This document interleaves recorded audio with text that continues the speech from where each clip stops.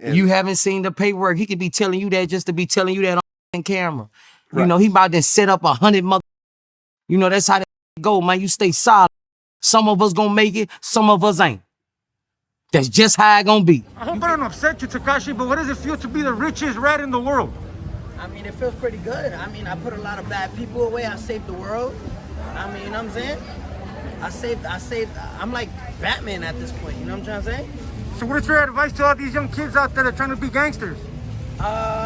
Just do what I did. I mean, you be good. You make millions of dollars. That federal agents arrested and flipped twin brothers from Chicago's Little Village neighborhood. Pedro and Margarito Flores were El Chapo's biggest distributors here in the Midwest. They used stash houses in the suburbs and modified vehicles to keep the pipeline of drugs flowing from Mexico to Chicago. Rick Worshie Jr., white boy Rick, made history, recruited by law enforcement to be an informant at the age of 14, and later to become the youngest nonviolent offender to serve more than 30 years behind bars. In the gritty underworld of crime, betrayal by informants often marks the ultimate turning point in the lives of many gangsters. The decision to cooperate with law enforcement can dismantle entire criminal empires, as seen in the stories of several high-profile informants.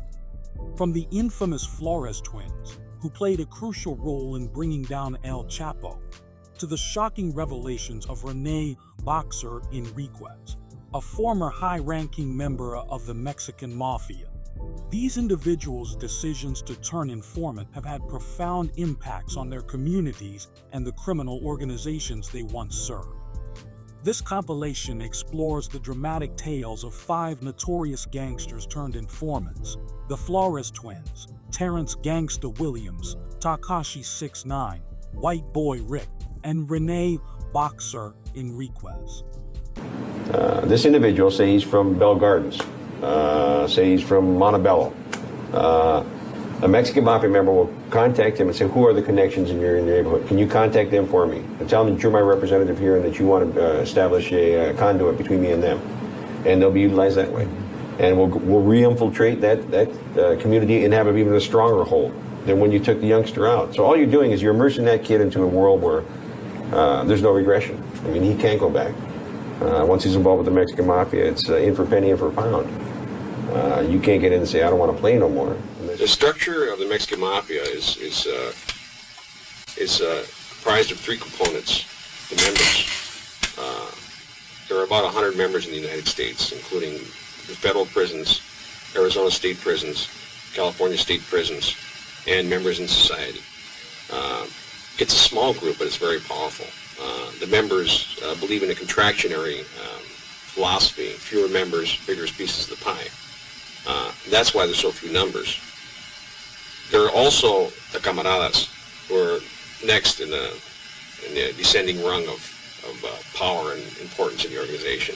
The camaradas are the soldiers, the backbone. These are the doers in the organization. They comprise the crews, the mesas, which are controlling boards on the main lines, which control prison main lines.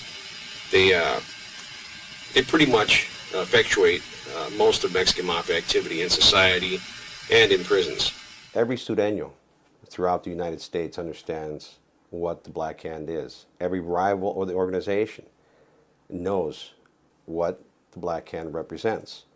Even the Hispanic communities, and a large part in California and the Southwest, understand what the Black Hand means.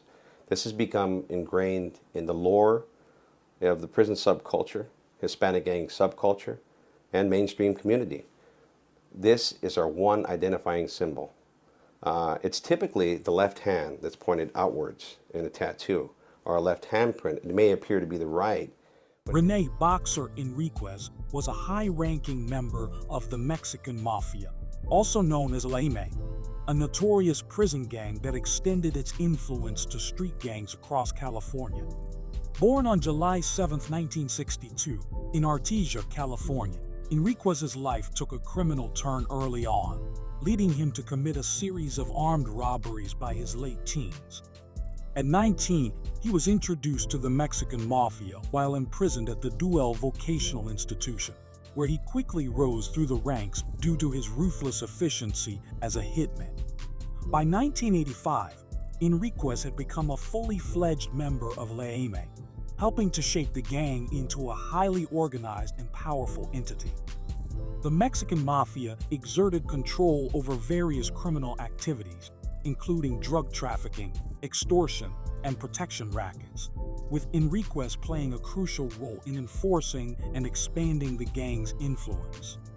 However, the intense violence, internal power struggles, and arbitrary targeting of families led Enriquez to become disillusioned with the gang.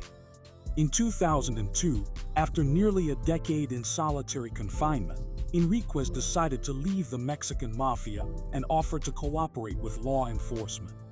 His defection was a significant blow to Rene, as Enriquez provided detailed insights into the gang's operations, organizational structure, and key members. He assisted the FBI and other agencies by decoding messages, participating in wiretaps, and testifying in numerous trials, contributing to the conviction of many gang members. Enriquez's cooperation with law enforcement earned him both powerful enemies and support from federal and state agencies. Despite his contributions, his requests for parole were repeatedly denied due to the high security risks associated with his release. California Governors Jerry Brown and Gavin Newsom both blocked his parole on multiple occasions, citing concerns for his safety and the community's security. Finally, in July 2022, Enriquez was granted parole. His transformation from a top-tier gang leader to a government informant has been extensively documented, including in Chris Blatchford's book, The Black Hand, which details his rise and eventual cooperation with authorities. Enriquez's story highlights the complexities of gang life, the challenges of leaving such an organization, and the significant impact a high-profile informant can have on criminal networks. We have seen the incredible and captivating story in the media, bone-chilling documentaries, and even on the Hollywood big screen. The drugs, the murders, police corruption, political scandals, and even the affairs. Rick Wershey Jr., White Boy Rick, made history, recruited by law enforcement to be an informant at the age of 14, and later to become the youngest nonviolent offender to serve more than 30 years behind bars. A $100 million lawsuit has been filed on allegations of child abuse. I didn't feel hurt about him, or I didn't say, oh, glad he got that or anything like that, if that's where you want to put it. No, I wasn't happy about nobody getting no time. I felt that actually, if you want to put it on anybody, it should have been the feds. They the one went to a young kid, 15 years old. I was hired to kill Wershey Jr., better known as White Boy Rick. Kraft has admitted to killing over 30 people, some friends, some enemies, most strangers. It was business, you have to understand. These people was into illegal things anyway, so I don't feel bad doing something to somebody that is in their lifestyle. It's emotional standing here. You know, it's been 34 years since I had a birthday free. So to stand here in front of my store, this, you know, it's tough. A lot goes through my mind, Josh. You know, the last time I was at this building, my father was still here. He was still alive. My dad's no longer with me. So, you know, that's an emotional thing. Mac's Barbershop used to be Rick's Video Palace, where Wershey also celebrated his last birthday before going to prison. Everybody knows about the video store, huh? Bro, this was famous, bro. Listen, I opened it up as like a front or whatever you want to call it. Right. But we were so popular that it became a money-making business. Rick Wershey shared stories of how he and his friends would hang out at the corner of Mogul and Hayes and party late into news involving the infamous drug dealer known as White Boy Rick. We've learned he's been arrested in Florida. Rick Wershey Jr. is charged with robbery and battery, accused of attacking his girlfriend. Now, police allege the pair got into some kind of an argument over sex when Wershey grabbed her jewelry and punched her. He was given a $1,500 bond. Wershey became a federal informant when he was 14 years old and helped. Richard Wersh Jr., widely known as White Boy Rick, became an FBI informant at the incredibly young age of 14, making him the youngest informant in the FBI's history. Growing up on the east side of Detroit during the 1980s, Wersch was introduced to the world of crime by his father, who was also an FBI informant. The FBI recruited Wersch to infiltrate a violent drug gang, leveraging his youthful appearance to gather critical information. Wersch's contributions were significant. He helped the FBI secure numerous convictions, including those of key members of the Curry drug gang. His work also exposed deep-seated corruption within the Detroit Police Department and implicated several high-profile figures, including Detroit Mayor Coleman Young and police official Gil Hill, though they were never charged. Despite his invaluable assistance to law enforcement, Wersch's life took a drastic turn when, at the age of 17, he was arrested for possessing over 8 kilograms of under Michigan's strict 650 lifer law. He was sentenced to life in prison without parole, a punishment many saw as excessively harsh given his age and cooperation with authorities. While incarcerated, Wersch continued to assist the FBI, helping to dismantle a major corruption ring within the Detroit Police Department. His continued cooperation earned him both powerful enemies and the label of a stool pigeon by some, including Mayor Young. Wersch's sentence remained a point of contention for many years. Despite the 650 lifer law being overturned in 1998, Wersch was repeatedly denied parole. It wasn't until 2017 that he was finally granted parole from Michigan, only to be immediately transferred to Florida to serve additional time for his involvement in a car theft ring while in prison. Wersch was released from Florida custody in July 2020. In 2021, he filed a lawsuit against the FBI, claiming that their actions amounted to child abuse and arguing that he would never have become involved in drug gangs or criminal activities had it not been for his role as an informant. Wersch's story has been the subject of significant media attention, including the 2018 film White Boy Rick and the documentary White Boy, highlighting the complexities and consequences of his life as a teenage informant.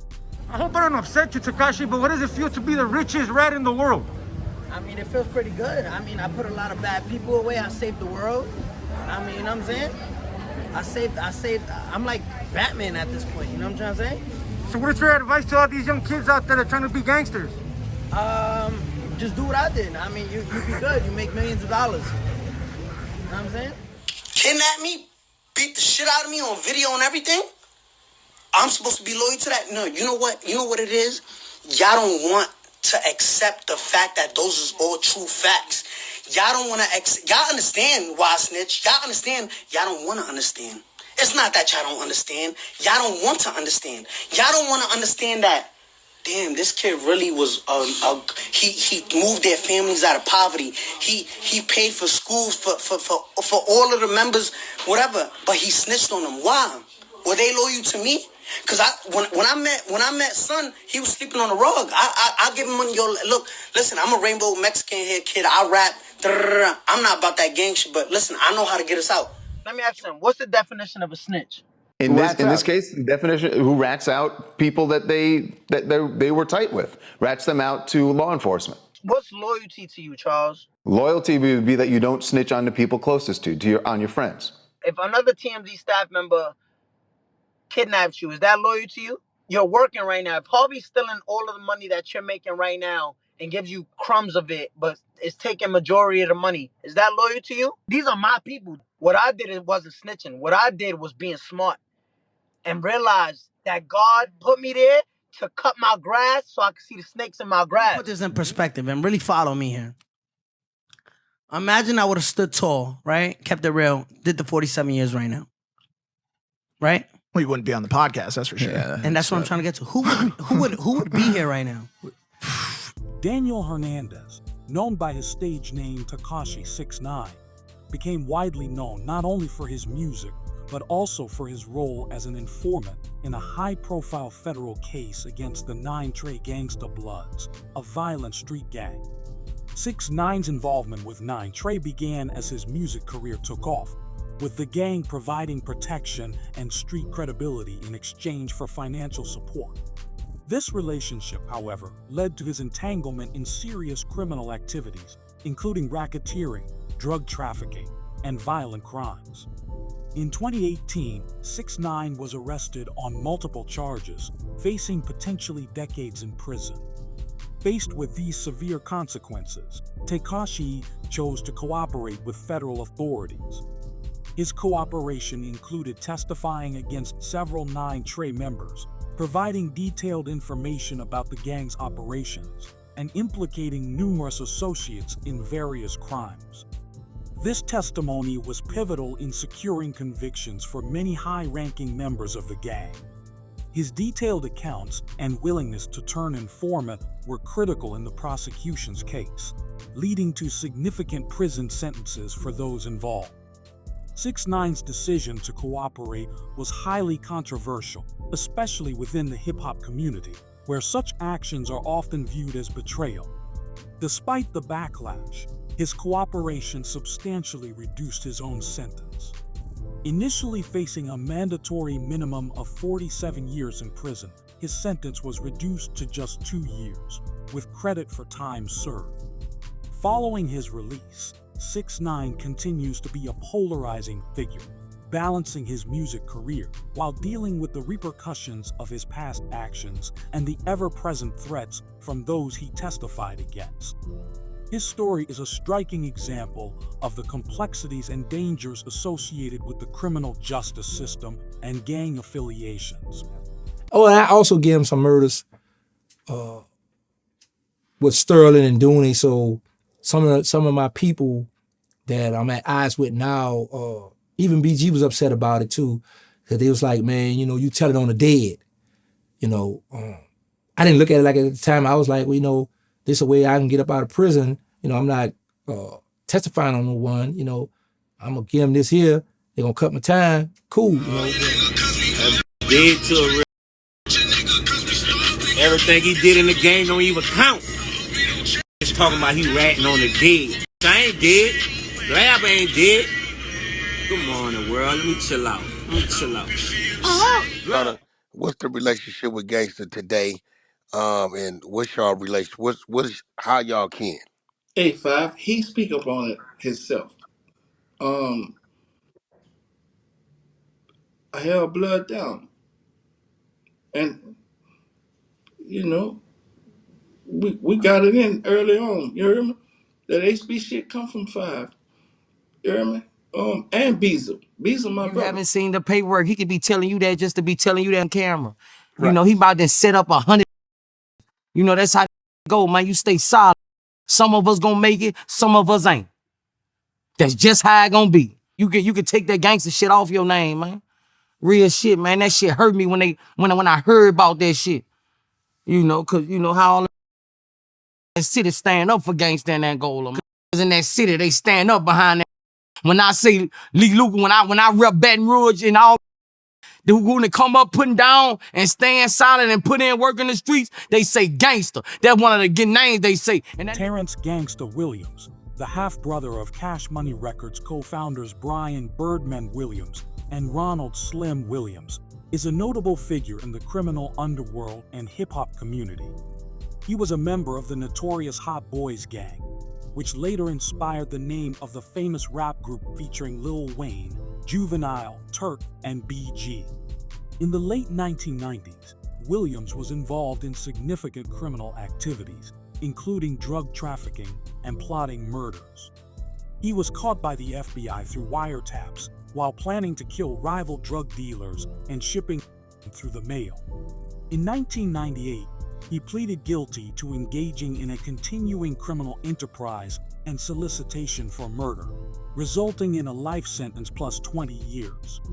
However, in January 2022, Williams was unexpectedly released from prison after serving more than 20 years.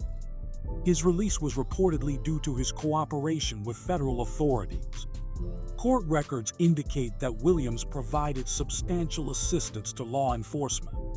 Williams' cooperation and subsequent release have been controversial, especially within the street and hip-hop communities. He has openly discussed his past and the circumstances surrounding his cooperation in interviews, acknowledging the enemies he has made due to his involvement in criminal activities and his decision to become an informant. Through his work with the Drug Enforcement Administration, it was on Riley's watch that federal agents arrested and flipped twin brothers from Chicago's Little Village neighborhood. Pedro and Margarito Flores were El Chapo's biggest distributors here in the Midwest. They used stash houses in the suburbs and modified vehicles to keep the pipeline of drugs flowing from Mexico to Chicago. At trial, Pedro Flores testified he and his brother visited El Chapo in a remote area of Mexico where they saw a naked dead man chained to a tree, a reminder that those who cross the cartel rarely live to talk about it. Certainly, the Flores brothers cooperating and providing all the information. Judy El Chapo was convicted by a New York jury, but the work of authorities here in Chicago was central to the case. As the I-Team first reported more than a year ago, prosecutors had a star witness from Chicago in their arsenal. Hailing from Little Village, the Flores twins were precocious and prolific, learning the cocaine trade at age 7, and by 17 overseeing the Chicago franchise of Joaquin El Chapo Guzman's criminal operation. But a decade ago, the brothers flipped, their cooperation with the government helping take down one of history's most notorious criminals. They came to our NBC studios in disguise with security, Olivia and Mia Flores telling their story for the first time. We need security because we are being hunted by the Mexican cartel. Their husbands, twin brothers, and American citizens became informants for the U.S. government while working in Mexico for the powerful drug lord known as El Chapo. Pedro and Margarita Flores ended up back in the U.S., where they pleaded guilty in 2015 to drug trafficking, receiving a 14-year prison term. Their wives went into hiding. I feel like we've always lived with danger, being in Mexico, and of course our husbands being fugitive. You were well aware that your husbands were involved in the cartel. Yes. How did you feel about that? I mean, at the time, you know, you're living that life and you're blinded by pretty much everything. The Flores brothers are Chicago's most notorious twins, raking in millions as El Chapo's emissaries here before they flipped on the boss and took him down. Tonight, new court records reveal that their joint account amounted to cash deposited under the floorboards of a house, more than $5 million in cash that their wives are now accused of pilfering.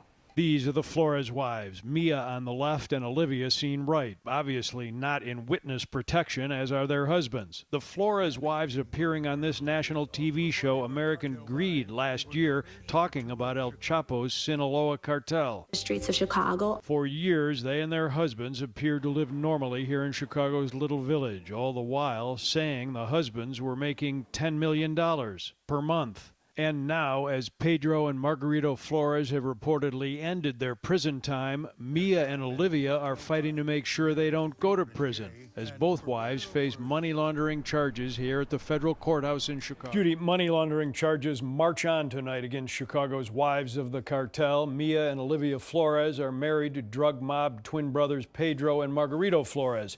The wives have been claiming they were exempt from criminal charges because prosecutors, they say, had given them immunity. Tonight, a federal judge says no free pass for the cartel wives. I'm not aware of any immunity that provides blanket protection against future crimes and future misconduct. It's just not the way the system works. The Flores twins, Pedro and Margarito Flores, are known for their critical role as informants who helped bring down the infamous drug lord Joaquin El Chapo Guzman. Originally from Chicago, the twins built a massive drug trafficking empire, distributing cocaine across the United States through connections with the Sinaloa cartel and other drug trafficking organizations. Their operation was extensive, handling an average of 1,500 to 2,000 kilograms per month, which generated approximately $2 billion in revenue.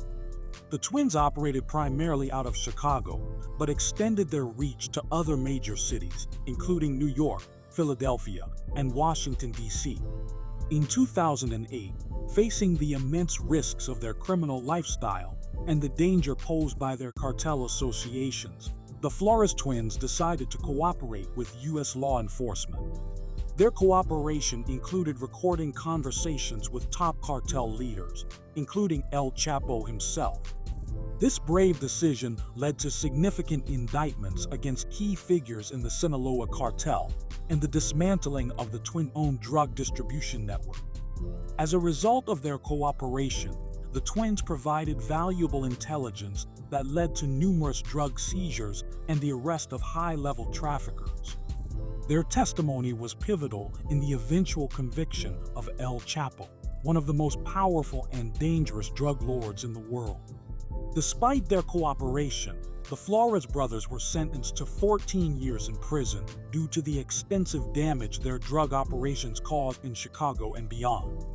They forfeited millions of dollars in assets and remain under threat from the cartel for their betrayal. Their story has been extensively covered in various media, including the podcast Surviving El Chapo, The Twins Who Brought Down a Drug Lord, which details their rise in the drug trade, their decision to turn informant, and the impact on their lives and families. The Flores twins' cooperation has had a lasting impact on the fight against drug trafficking, demonstrating the significant effects informants can have in dismantling powerful criminal organizations.